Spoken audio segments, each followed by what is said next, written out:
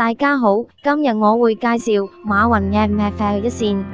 西門市特別巴士路線 MFL1，由馬修運輸營運，來往馬富里市中心及馬雲馬富里車廠，途經馬富里車廠地下。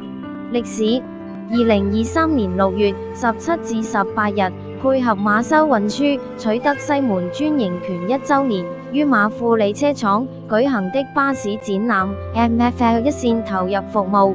2024年9月16日提高全程收費至4.6元，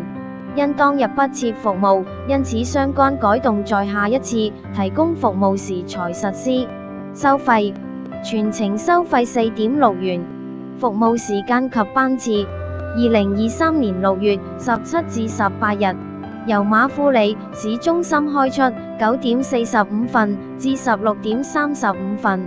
由馬雲馬富里車廠開出10點30分至17點15分，班次30分鐘。以上為官方資料表列之班次，當日實際班次較為頻密。用車：此線並無固定用車，用車鬆其他路線抽取。今次嘅介紹就到這裡，下次再見。